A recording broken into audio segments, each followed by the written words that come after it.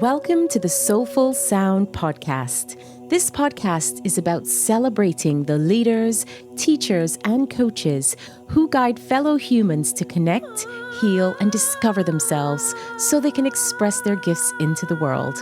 I am Simone Niles, a coach, sound healer, vocalist, and author. Thank you for being here with me today.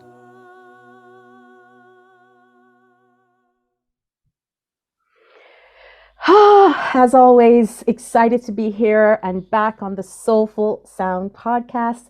Today I am joined by the beautiful Amelia Griffiths, who is a trauma-informed sexual healer, body worker, and spiritual guide who inspires visionaries, creatives, thought leaders, and entrepreneurs to alchemize shame of their body, pleasure, and sexuality into love.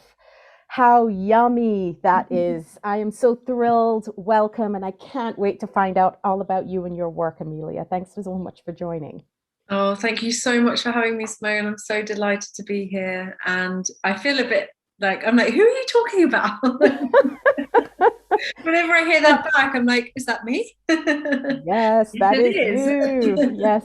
And it's wonderful because these are just words, right? We know what's going on behind the energy of them, and what it is that you're doing in your work is what's going to come through today more than any of those words that I've just kind of recited, let's say, at the beginning. So I'm excited to jump in and find out more about you. And I want to start by just asking you how you got into spiritual and sexual healing. Tell me all about your story. Well, I've been into spirituality for many, many years. My mum and I would do angel cards on her bed from like very, very early on, and she was always very spiritual. She is very spiritual, and she's a healer herself. And so it's really been in my life for as long as I can remember. The unseen realm, like a higher power.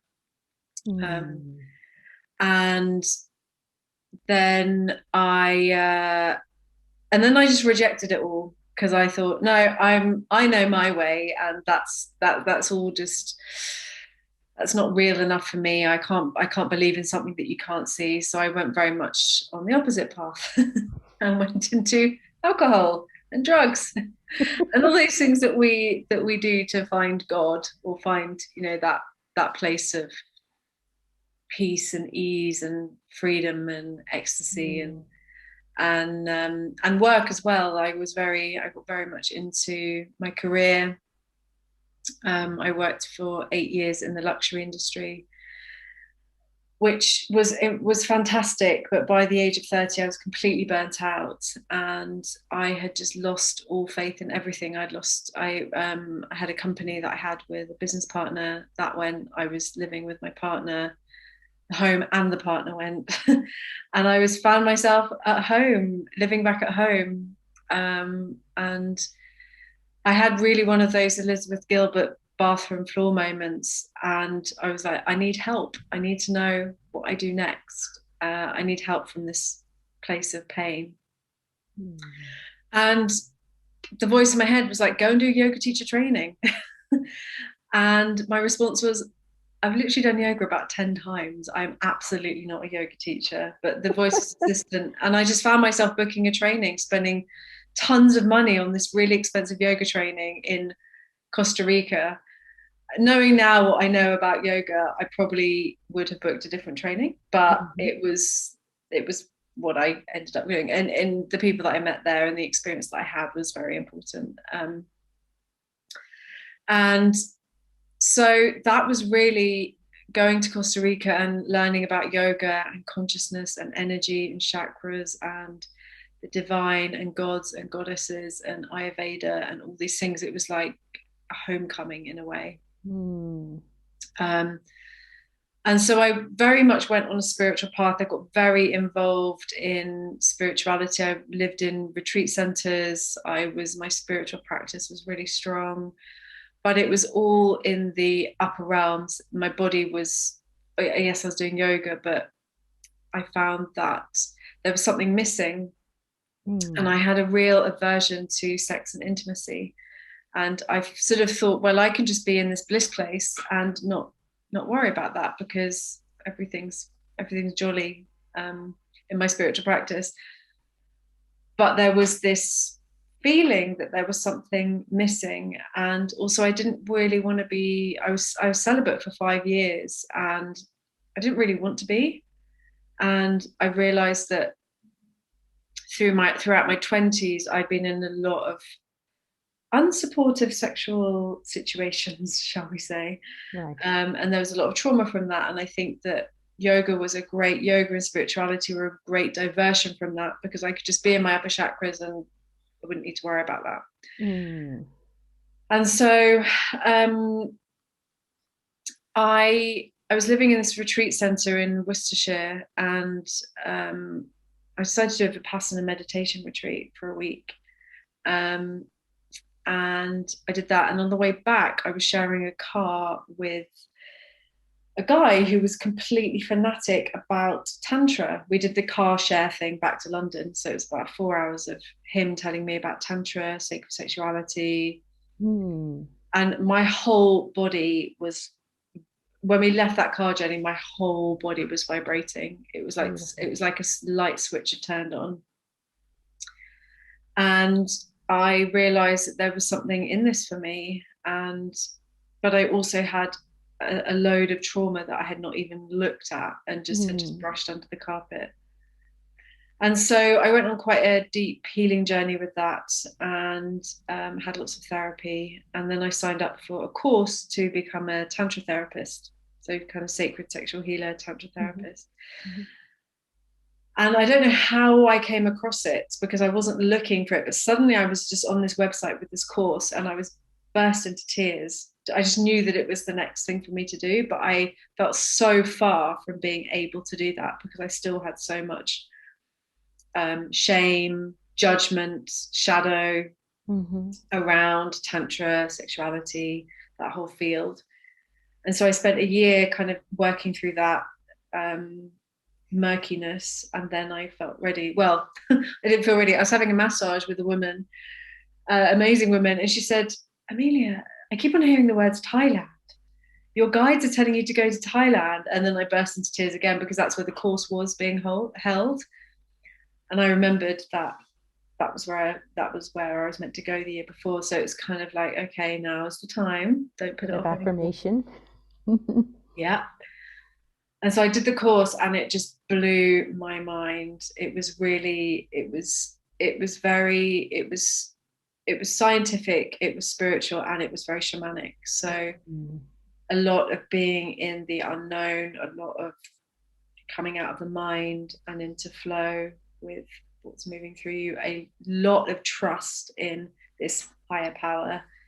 And my mind wasn't used to that. I rebelled against it so much. I had projected so much of my teacher, because I was like, this isn't good. I need a proper manual. I need a full manual to learn how to do all this stuff. And then when I got back to London in lockdown, came back from Thailand straight into lockdown, and my first client had a Kundalini awakening in the session. And it was, if I had had a manual, I would have been completely and utterly unprepared, because nothing can prepare you for holding that kind of space unless you just totally trust that you know what to do. I just went straight into kind of priestess mode, I suppose, and just out of my mind and into just trust that. And my fingers and my body were doing all sorts of things I had no idea. I had to completely get out of my mind to allow for spirit to move through me to help this client to manage what was happening with him. So funny story about the manual. And so it's sort of out of my darkness, really, that came this real sexual, spiritual calling. And I've had so many mystical, magical experiences that have confirmed that spirit is real, and there are multiple dimensions and unseen, there's so many beings that are here to help heal us. And the more I do this work and the more I tap into that and allow that to happen, the more the miracles happen. And every week I've seen 4 clients this week, and honest to God, my jaw has dropped to the floor each time. Because it as you know, as a practitioner, the work moves through you. So each session gets deeper and deeper and deeper. The more you open, the more you trust, and more, and the clients get more. For me, I've experienced that there's a saying that says, when the student's ready, the teacher appears. Do you feel called to use your voice and sound in a healing capacity? Learn how to use your voice therapeutically to facilitate healing and well-being. Whether you want to go deeper in your own healing journey or facilitate others in theirs, this training is for you. This online training runs over 5 weekends and offers theory, practice, resources, and support on your path to becoming a qualified sound healer and for your personal healing journey. But I think also when the teacher's ready, the student appears. Yes. And you get like now I'm attracting clients, and I was working very much with sort of lots of trauma healing, lots of human healing. And now I'm working much more with clients who have kind of done all of that. And now they want to spiritually progress. They want to really step into their fullness, step into this world as who they truly are, without their false self, without all the conditioning and the layers and the stuff that we are laden with, that's not ours. Yeah. And so that's a very, very long answer. That's fine. It's a lot of breath. a lot of beautiful nuggets there that I want to just touch a little bit on. And I love that you spoke about that first rebellion, because I think that happens very often. And there are a lot of parallels in my own experience growing up in a very spiritual upbringing. I was meditating since I was 6 years old, and I came into a spiritual setting, and it was beautiful. And I remembered maybe in around my early 20s when I incidentally moved away from home, and I started to, have my own ideas and started to think about things in a different way, that it wasn't that I was rebelling so much against this is all not true and I don't believe these things, but I need to find my own way. Maybe all of these things that I was taught is not necessarily everything that was real for me anymore. We have conditioning and the influences throughout our lives. And so mine might have been a bit of a mini one in comparison to the way you described it. But I also think there was something interesting and beautiful about you going home in terms of physically going back home, to come home to yourself as well. And that's an interesting nuance, because I think often we sometimes just need the trigger of that environment to bring us back into a space, or some kind of association with something that brings us back into a space that, can call us out, call us back into ourselves, which I think was a beautiful experience for you. And knowing that you've gone into you kind of said coming out of the dark and the pain from the trauma to the alcohol to the drugs, to all the things that you might have experienced on your path back to where you are now, is a great example of that phoenix, right? Coming out and rising. And I know a lot of the work that you do, as I read those words at the beginning about alchemizing and using that in a way to change and transform that into something positive. In your story, that's a beautiful example of that happening. So it's wonderful to see that you are, paying it back and serving clients in such a beautiful way. And I also thought to ask just about that. You said there was a point in your journey where you noticed that, or rather that you felt this disconnect with your body. You were in those upper chakras and you could feel this bliss. I'm meditating, there's yoga, there's all of this, but yet you're not really connected. I'm just curious to know, because I'm sure there are a lot of listeners out there who might say, well, I feel disconnected to my body, or am I disconnected to my body? How did you notice that? How did you notice that disconnect? How was it playing out for you practically? It was playing out, for me, it was playing out specifically with not addressing my disordered eating issues, not addressing feeling pain in my body, feeling yoga is wonderful in many ways, but it's not feminine. It's not flowing, it's not intuitive, it's not, if you're following an asana class. It's a wonderful practice. But for me, knowing what I know now about the feminine and the body, and I had no connection to that. I didn't dance. I didn't move my body outside of the classes, and there was no flow with it. And also, I was feeling that I knew that if I wanted to go higher, I had to go lower. Like, I think Carl Jung says, for somebody's branches to reach heaven, their roots must reach hell. And not quite as that, but I think to really get in the body, it happens through the body. Like the blissful, expansive, pleasurable, ecstatic experiences that I've had have been through the body. Not through, meditation is great, but it gets you to this sort of, I suppose it is a bliss, but body bliss, wow, that's a whole different kettle of fish for me. And I think what's interesting and important is to recognize the holistic, right? As you're talking about this body experience and really coming into body, the body is what we have that's physical on this plane. It's what we have easy access, let's say. It's not always easy to access it, but we have easy access to it. It's our body. We can go in that way through the breath, through movement. So I completely understand. And then that, for me, very much feels like a cycle, because the way energy moves, it's not static, it's not linear. There's movement of energy, whether it's upper, lower, expanding, left and right, heaven, hell, above, below, whatever words we like to put. There's this expansion that I truly believe that encompasses all of it. And so I think that the body, the bliss, the pleasure, and all of that you're talking about is our birthright. And it's a big part of how we expand and how we learn and grow. So I can't wait to dig in to that with some more details. And it's how we are in the world. We're in the world in our bodies. Yes. And especially as women, our bodies have been so distorted, shamed, judged, ridiculed.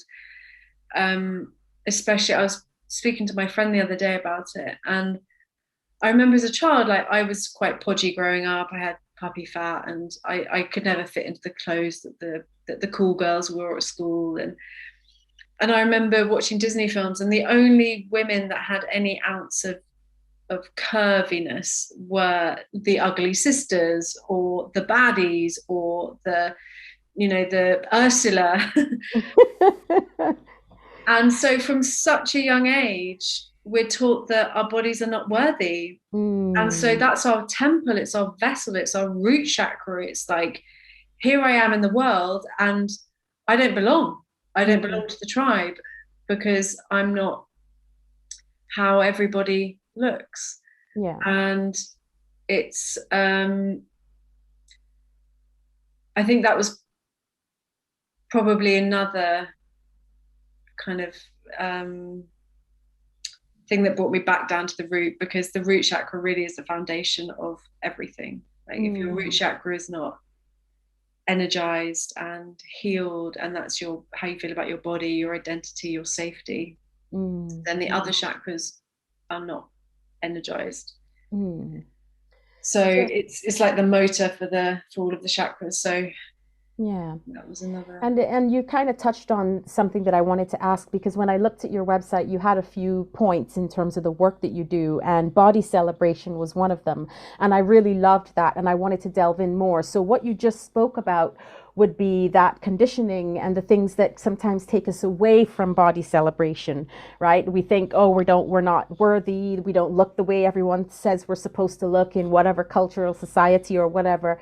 So I'm curious as to that body celebration piece. How do you help people come back to that celebration of their bodies, regardless of the background and the conditioning that we know is very ripe? It's a very slow and a very gentle process. And it's really about presence, breath, and touch. And creating a little sanctuary, a sacred space to be with yourself. Yes.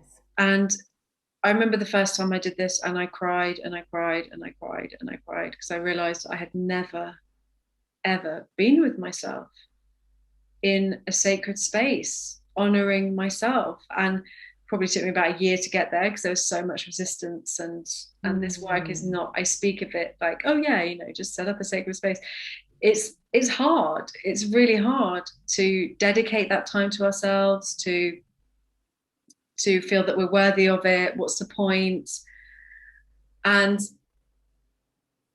that for me, and what I share with my clients, is like the very first step. It's just really getting to know your body, touching your body, not judging it, just being with it. And I use this technique. I call it brain rain, but it's a really bad word for it.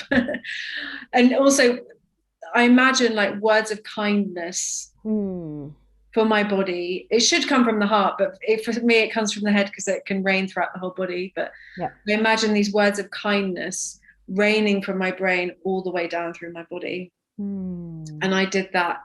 I went through a big period of recovery from disordered eating, and I put on a lot of weight in 1 year. Like, I'm not going to talk about figures, but it was stones, plural. And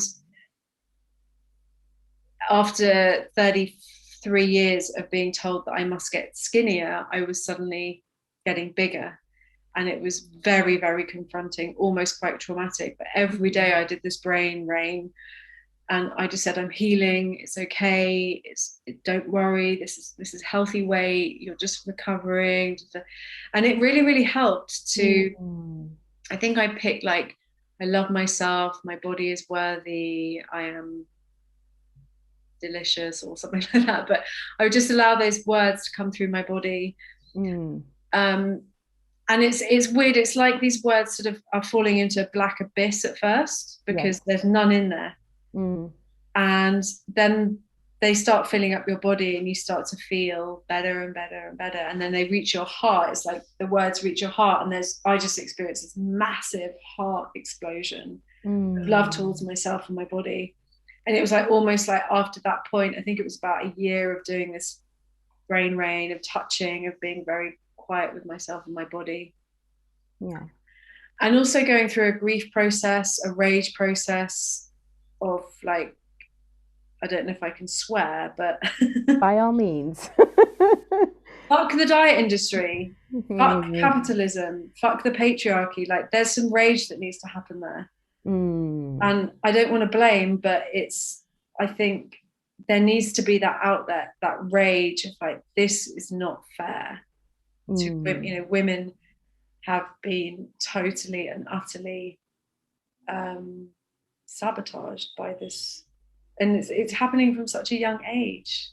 You know, like, it's heartbreaking. I just can't even, it makes me want to cry for the rest of my life to think of little girls, what they're feeling about their bodies, especially with social media. And and then after that, there's movement and sexy dancing and getting in feeling your sexual energy, bringing it into your body, like feeling that feminine, that Shakti, that Kundalini, that energy in your body, infusing your body with it. And so after a while, it all changes because you've got so many good high vibes in your body. Instead of abusing yourself, I'm too fat, I'll look at myself in the mirror, oh, these clothes don't fit, I'm going to squeeze myself into these trousers because they're a size ... rather than wearing what's comfortable. And big shifts happen with my clients, and it's really somatic. I mean, the brain rain is a bit different, but it's really like touch and breath and movement, and also a lot of like wild woman work. Like, your wild woman, she's been in a cage for a long time. Like, what does she want? She wants to eat whatever the fuck she wants. She wants to dance, she wants to move, she wants to rage, she wants to... Beautiful. That too. So And I did see this beautiful poem that you wrote actually on recently about wild women. So maybe I'll have to refer and put a link to that because I thought it was quite profound. I didn't Um, write it, it's oh, somebody did else. you not write it? Okay, you had it. Okay, well, I'll definitely put a link anyway. It was beautiful. But yeah, just to touch on that, I mean, you've given quite tangible tips, which I like. I like that brain rain, that kind of visualized things for me a little bit as well. Talking about touch, talking about how you can use affirmation. And I can't remember who it is that has done this. I believe it's a Japanese scientist. I cannot remember the name, so I'll have to Photo. kind. Is it Moto? With Yes. in terms of using words of affirmation with different. Okay, I was going to say I think it is, but I wasn't sure. So there you go. So I think that's incredible. Where you can imagine if you're saying love, love, love, love to, let's say, a jar of rice Yeah. over and over again, and then hate, hate, hate to another jar of rice over and over again. The research showed how one was rotting quickly, things were going, things were starting to form in one over the other. Water, the same. There's work done in the sound world in cymatics around using ice and forming mandalas in particular frequencies with words and other things. And I love that we can see these things happening in science now, because Mm. often people think, oh, that positive thinking things, just saying positive words of affirmation won't help. But actually, words, vowels, sounds, they're all frequency. And the word love and what energy you bring with that word will have a very different frequency to the word hate and the energy you bring with that word. Mm. And I specifically say the energy you bring with it because some people might feel that way about the word fuck, but that can have a beautiful energy, but it can also have a derogative energy, right? So we're talking about the energy, the shapes, the vowels, the consonants, and how that can impact things. And if we are also made up of energy, then what we're saying to ourselves is going to impact us physically, energetically, holistically. So I think that's such a beautiful, quick way in. As you said, it felt like it was falling into this black abyss. And I really like that as well, because it doesn't mean that as soon as you start saying, I love you, your body's beautiful, that you're going to believe it. But it starts with that constant practice, that consistency, those moments where you doubt it, but eventually the frequency begins to change. And I think that's incredible. The Mm. other thing that I wanted to come back to, because when I asked you about that disconnect with the body, as you've given me all of these different things now, the word that kept coming up was flow. You kept Mm. coming back to the word flow, and that feels like it's still the thread of a lot of what you're talking about: moving, flowing, energy moving, something that's happening, whether it's in the body or the energy. Just thought maybe to ask you about that piece a little bit more. What is that flowing, that flow or that energy feel like, so that someone else can have a sense of what that actually might feel in the body? This is a really interesting question that I have to be really honest about because Yes. I have not been in flow recently. And I suppose Right. actually it's good to flow for me is difficult Mm, because I come from being very in my masculine and hustle and grind and push mhm, and especially running my own business and having had like 9 years of working in a particular way to then step into flow. So I think it's important to maybe share this because it's not an easy thing. If some people that you're watching who are listening might be like, that's like completely impossible for me. right. And it was completely impossible for me, but I'm kind of like steering my ship back into flow and it feels really, really good. Mm, um for me, flow flow is really about getting out of your mind, mm, which sounds sort of simplistic, or I don't know actually what it sounds like, but um, trusting that there is an energy that makes this world spin in the middle of nowhere, that makes the trees grow, that makes the plants bloom, the flowers bloom, that makes the rivers flow, that makes the waves crash. And that mm, energy is flowing within you all the time. So there mhm, doesn't need to be so much um, force. And I use actually, before I came on this call, I was meditating And I completely fell asleep in the meditation. It was only a 10-minute meditation, and then I woke up like 10 minutes before our call. And that wake up was like, okay, wake up, Amelia. You've got an important appointment. And I believe that's flow. Like that's the universe saying, come on, time to go into your next meeting. But you needed the meditation. And I find that happens all the time in my life. Things will drop into my awareness just when I need them. And so in terms of like being with the body, flow for me means really taking away any kind of plan. It's non-linear movement. It's moving how I want to move. And just trusting that if my body wants to lie on the floor for 25 minutes, my body wants to lie on the floor for 25 minutes. If my body wants to jump and scream, my body wants to jump and scream. If my body wants to dance around like a ballerina, my body wants to dance around like a ballerina. And I think we are so conditioned to go to the gym, do yoga, do Pilates, do all these wonderful exercises, which are great for movement. Like movement exercise is fabulous. Yeah. But in terms of flow in the body, it doesn't give it that opportunity, because we don't flow in those situations, because we're following a teacher, we're following a routine. So it sounds like for you there is this element of space where things can drop in. There's this element of letting go and surrendering, so that there are no plans and you don't have to do ... It is actually more in a being state and a presence state. And in terms of a physicality, allowing your body to move in ways that it wants to move without restrictions and limitations.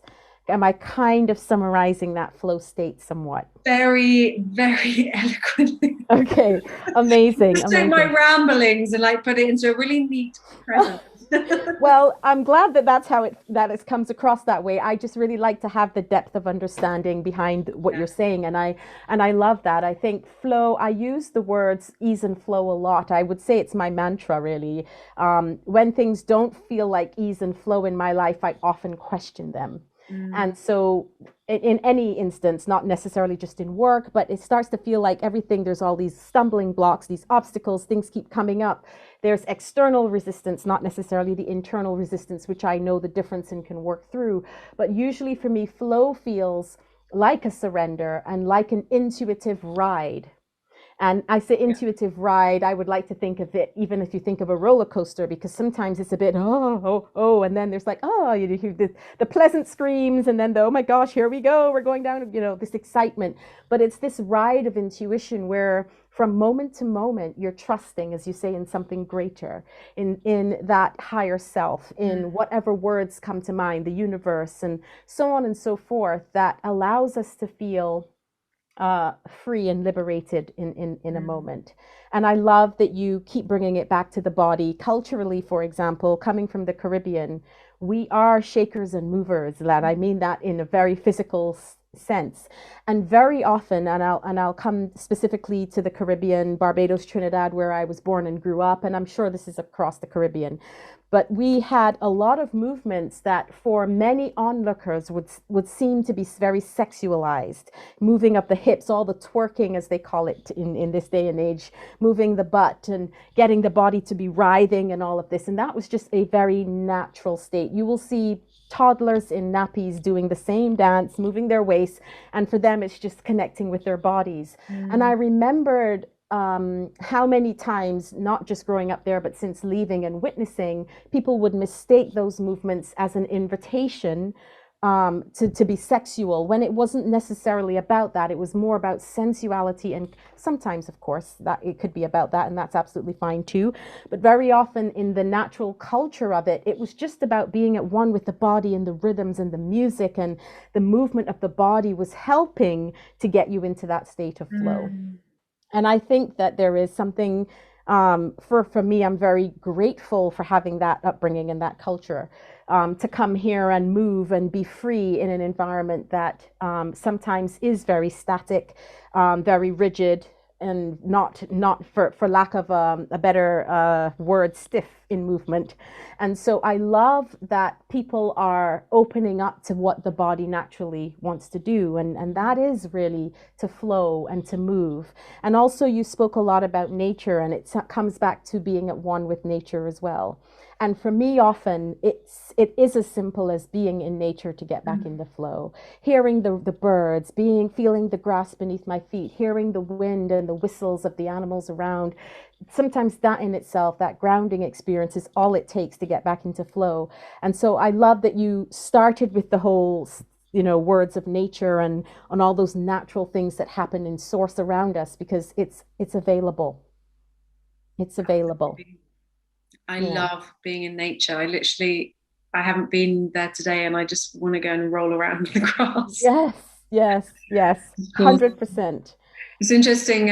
I went to St. Luke, but right at the beginning of, probably about 2 years before I started on this healing journey. I went to St. Lucia. Ooh, yes.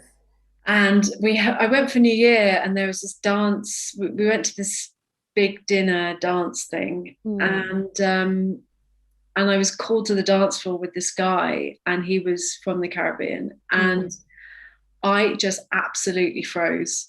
I just could not deal with the amount of hips and intimacy and shaking, and I felt like so stiff in my body. I was puce red. And I couldn't believe that all these people were dancing so sexually, and he was gyrating his hips against me. And I just was like, I can't. I was so British. I was get away from me. So I just ran to the dance floor. I just couldn't. And now I love it. I love all of that. But yes, it was so confronting. I really felt. Of course. But I think there was a part of me that was like, oh, I really want to do that, but I just don't know how. Yeah, but certainly the cultural aspects do play a part. The cultural aspects do play a part, but I love that you can reflect on that now and know it would be different. So you can feel somewhere in your journey, something has shifted in that way, which is beautiful. I love that. And so stepping into sovereignty, this was the other piece that I wanted to ask you about. You spoke about body celebration. What about stepping into sovereignty? Tell me a bit about that in your work. Stepping into sovereignty is really it's so much about the body work. It's so much about feeling at home in your body. It's so much about identifying. It's about identifying where your drains are, where your radiators are, like what drains your life force energy, what radiates your life force energy, what are your values, what do you stand for, and really connecting to spirit in a way where you don't feel dependent on people, places, environments to make you feel good. And it's really it's about being in your body, being in your spirit, being in your mind, and really being happy there and sovereign there, and not externally sourcing your power from whatever. Maybe whatever. And that's very simplistic. Oh, of course. But I mean, it speaks to some of the deep core things that, if I can imagine, then if you're working with clients, that you're exploring the values, their deepest desires, what truly matters. It really comes down to aligning with themselves, with their inner being, and then having that be reflected outwardly. And for me, I often think about it, and I didn't make this up. It might have been Brendan Burchard, a coach that I sometimes dip into, that use the term, be the thermostat, not the thermometer. And I really love that, because often we walk around as these thermometers, right? I'm just testing my temperature based on everything else that's going on. I feel bad today because this person, that, or social media, or the film, or the food, or whatever, testing it based on the external environment, as opposed to setting that up from inside and determining what is the temperature that we're setting, so that when we step into a room, that's the temperature that's around us, regardless of whatever else is happening. Mm. And again, coming back to sound and frequency, which is my specialty, it's what is that frequency that you want to resonate? How can you be that frequency and really sit in that vibration or be in that vibration? So that's what's then entrained outwards to others or just reflected.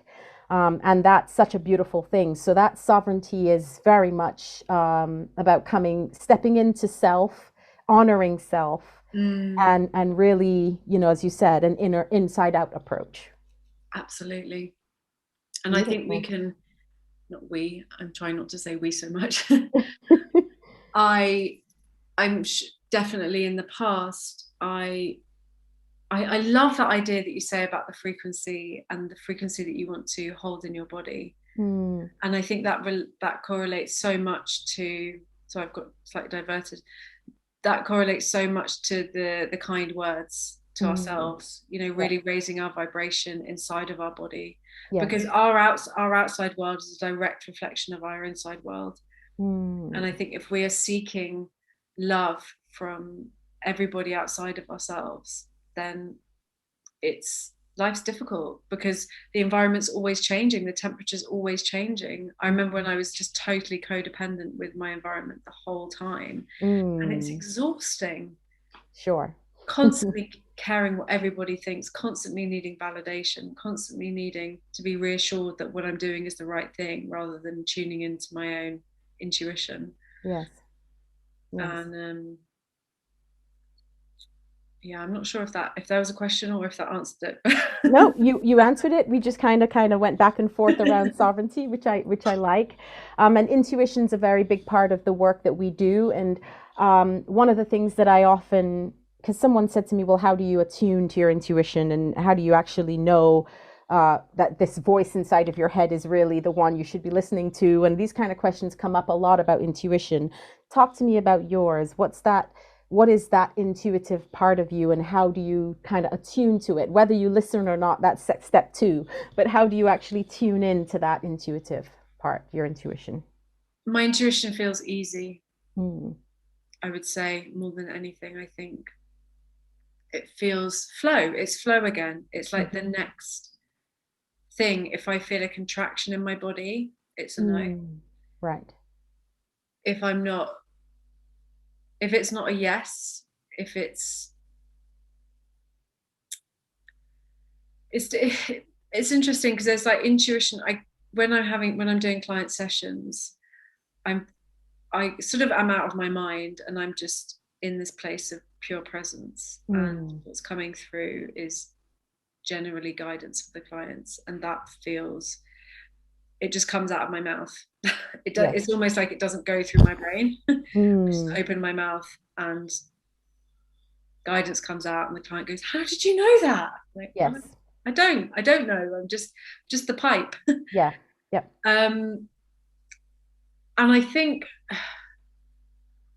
intuition for me is also really linked to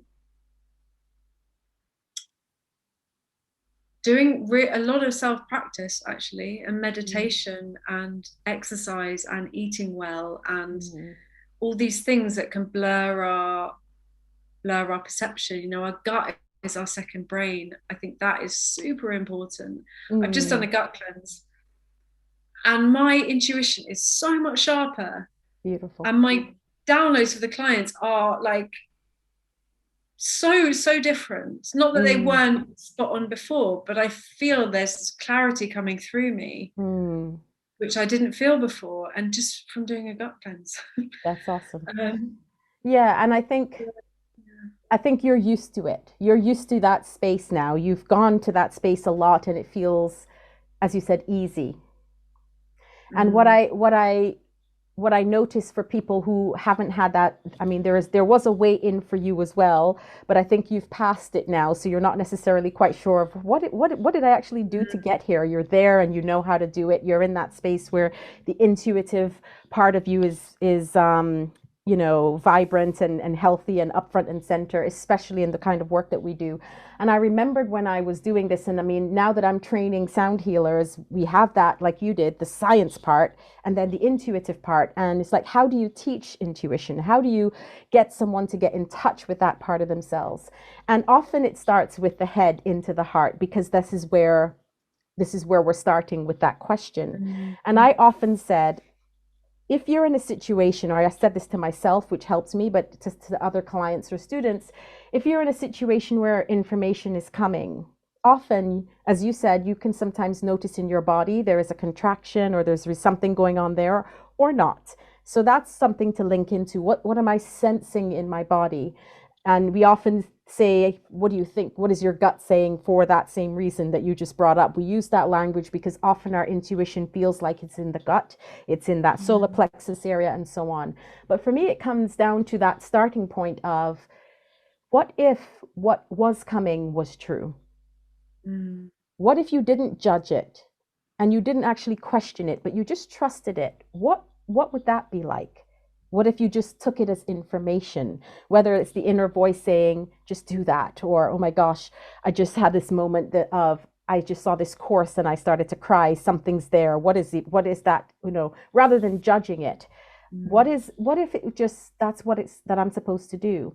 And I like that presupposition of, what if it is real? Or because often it leads you into a state of trusting something that you're not sure about. Trusting something that feels right, but you're not quite sure, because the head often wants to get in the way. And eventually, with the practice of trusting those things that come through in those moments of flow, and those moments of receptivity and openness and space and all the things that you described, there comes a point where that question disappears, where it's no longer what if, it is, this just is. And I know it to be true right now in this moment. And then you're no longer having to be in that headspace, the space where you are, where all the downloads and all the information that comes through you for yourself and for your clients is just a knowing and an energy and a flow, which I think is a beautiful practice that sometimes starts with just that question, what if this is true? Or what if this is right?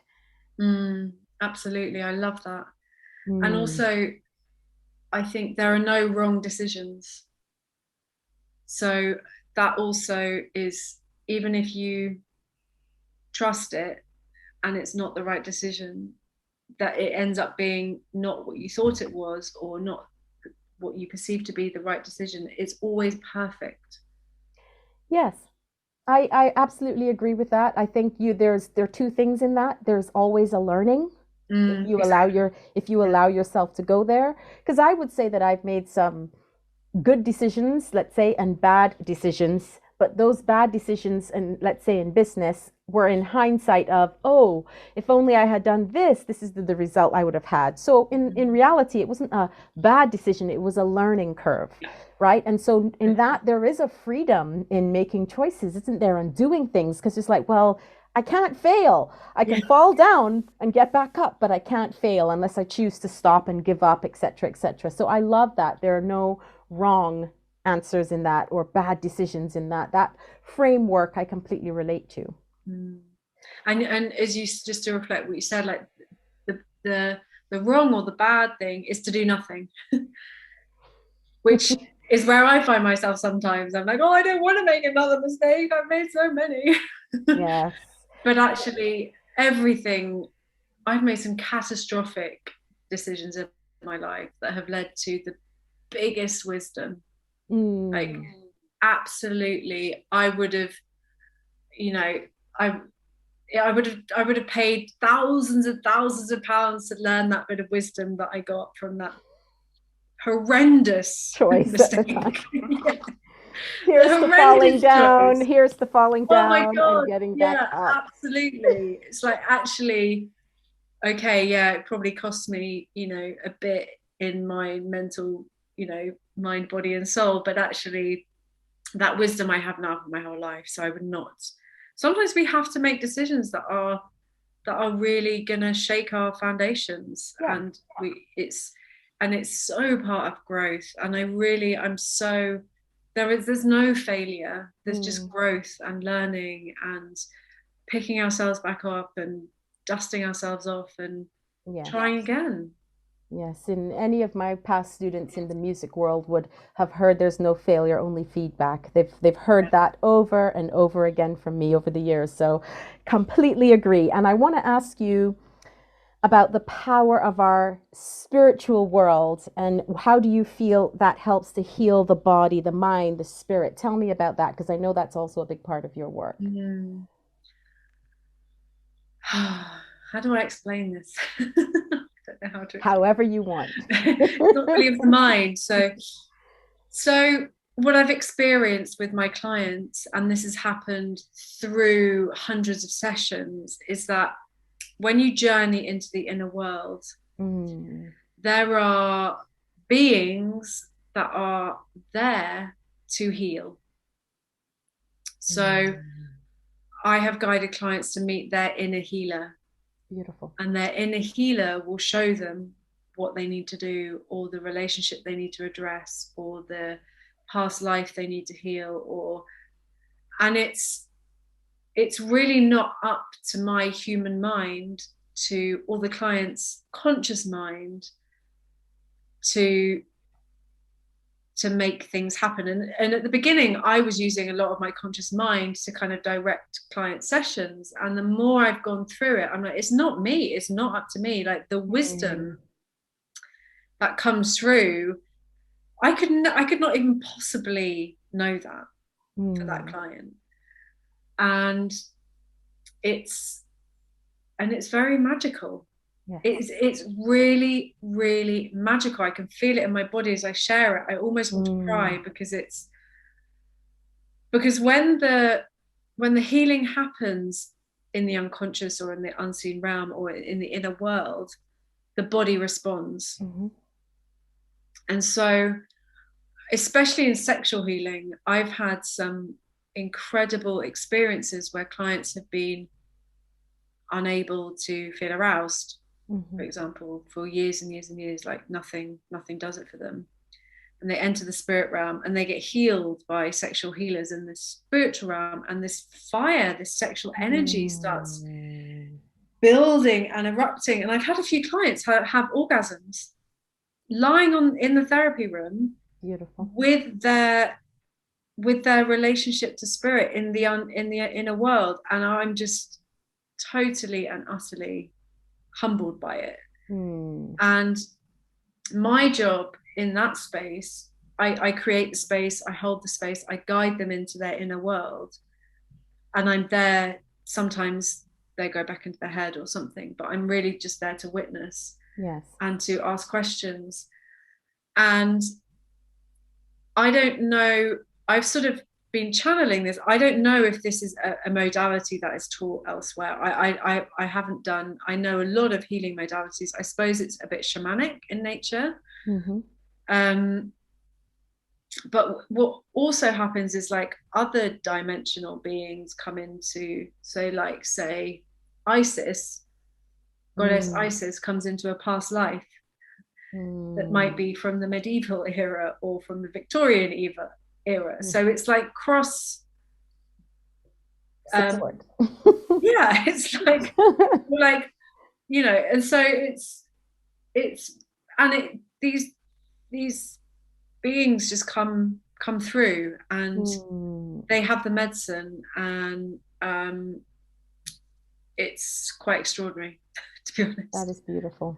To see people connect. I had a woman that had not been intimate with for years and years, and she was so scared of it, and seeing her power. We worked together for 3 months, and just seeing this life force energy, this eros, awaken in her. It's like a different person, completely different person. She was self-sourced from her own power, from her own energy. And that is also, when we're talking about self-sovereignty, stepping into sovereignty, as you were talking, I was thinking, I must mention sexual energy, because that is a really big part of it. You know, really working with your sexual energy, really coming into a deep, deep union with it as a powerful healing elixir. It's full of healing properties, and it will it will burn through everything that is not authentically you. Yeah. When you learn to channel that through your body, Mm. what is not, like, it's the feminine, it's like what is not love is gone. Yeah. What is not truth is gone. And what I find fundamental in all of this, and I've noticed this across, I would say, all the modalities that I've learned in the last 2 decades, from neurolinguistic programming to tapping techniques to coaching and sound healing, shamanic, they're all very different things. Yet fundamentally, they all work with the same premise that we are all resourceful. And it's all about coming back to the essence of who we truly are, which is love, Yeah. which is that energy and resonance of love. And when we can be in that frequency, I mean, words don't really describe. But ultimately, it comes back to saying that you have, like you said, someone is a self-sourced, is that we have that understanding that we have all that we need within us. And so I do believe that the work of healers, shamanic practitioners, coaches, ever that is really all about helping people to source from themselves what they need. And I like that you have brought in the spirit realm and the spirit world, because often we feel that we need to do it alone. We have to do it alone. And in the shamanic space that I work in, I've had, like you, many experiences, including my own guides guiding me through the session to help clients in their healing and their transformation. So I love that there is this magic and that there is this space that we can access. And these beings, if you like, ancestors and all the different things that we can bring into the space in terms of being of service and helping everyone to come back into that space of love, that true essence that we all have within us. I love that you mentioned love, because that is what it's all about. All these parts of ourselves, all the disease in our body, everything, all of our repressed emotions, it all wants love. Yeah. That is it. What is your definition of healing? Oh God, that's a really big question. My definition of healing is guiding clients to remember that they are already whole. They are already complete. They are already love. There's nothing that they need to do. Yes. There's nothing. It's just coming back to that place of, you are the divine. You are completely and utterly perfect in all of your mess, in all of your magic, in all of your fuck ups, in all of your mistakes, inverted commas. Yes. In all of your times when you don't want to get out of bed, in all of the times when you're filled with ecstatic bliss having 6-hour sex sessions, it's all divine. Yeah. And the more that we can really sit with that, the more we can just realize that there is nothing to do. And we are so supported. Like, this universe is perfect in its imperfection, and there are horrific things happening in the world, and of course, which is obviously devastating. And I believe that there's some divine intelligence that is working it. And it's omniscient, omnipresent. I don't know, I can't give it any more description than that. But beautiful. Yeah, I just to say yes, a little bit more. I think in this industry, in the wellness industry, in the coaching industry, and personal development industry, there's so much focus on like fixing what's broken, and got to do my morning practice, and got to get up and do 3 hours of stuff just so I can operate in the world. And I've been there. I used to get up at 4:15 every morning, do my stuff, and really sometimes that's great, and your body will tell you when that there's time to do that. But sometimes we just need to lie in bed till 10 a.m. if we can. Yeah. Sometimes our bodies know, like our intuition speaks through the body. Yes. And the more we can listen to our body, the more we can feel ourselves, the more that we can feel empowered and feel in alignment with ourselves, because we've listened. Yeah. The body is so intelligent, way more intelligent than our mind. Oh yeah. Our mind is just like an enormous and never-ending filing cabinet of old shit we don't need. That's wonderful. I love that you speak about practice, because I think that intuitive piece is a very big part of practice. You know, I, like you, I dip in and out of certain practices. I think the only practice in my entire life that has been consistent, or I should say two really, is sound, because I've been singing and using my voice in a sounding and singing capacity from as young as 7. I knew that was my calling. And then meditation, because I had that practice embedded in me from quite a young age. Can I go a day without meditation? Can I go a day without sounding, or my world would fall apart? Hell no. If I need extra sleep, I'm going to have it. Yes. If I want to have a social life and it means I'm not going to get up at 5 a.m., sure. But then, and also the evolution of you requires a refinement of your practices as you move forward and evolve. So I think, again, the intuition is just saying, hey, don't be so rigid. Allow the flow again, allow that freedom of movement, so that you're allowing yourself, like my mom would always say, be like the tree that bends in the wind, so that when the storm comes, you don't break. And I think that's a really beautiful metaphor for life in general. I love that. I could talk to you for hours. We could be here all day. This is an amazing conversation, and I'm sure we'll have many more. Where can people find you online right now, Amelia? My website is www.ameliagriffiths.com. I am on Instagram at Alchemy with Amelia, and I'm also on LinkedIn, but I can't possibly remember that link. It's a good thing I'll have them all in there, so that's not a problem. They'll find all the links below for sure. Yeah, and my sessions are, I work in person. Okay. And they are 3 hours, so they're deep dive sessions. I'm not a weekly therapy type. Right. Very intensive and and there's integration, and clients see me like once every 3 or 4 months. Okay, great. And then I also work with clients for 3 months. So those are the 2 ways to work with me. And all of that will be on your website. They can check that out and book some sessions in. Book a discovery call. Even if you're curious, let's get on a call, have a chat. Yes. That's the best way to start.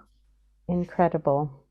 Well, I really celebrate you, Amelia. I thank you for your presence today, but also for the wonderful work that you are doing in this world. We need a lot more people who are stepping up, stepping out, and doing the work, not just for ourselves, but being of service to others, because the world needs it now more than ever. I really appreciate you. Thank you so much for being with me today.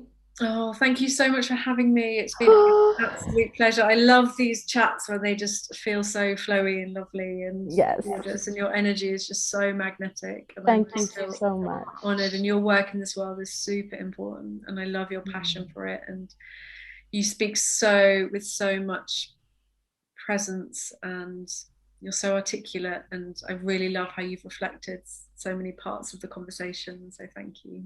Oh, thanks so much. And I'm going to ask you one final question that I love to ask all of my guests. And that is, what is your soulful sound to the world? A prayer or desire that you wish upon the world?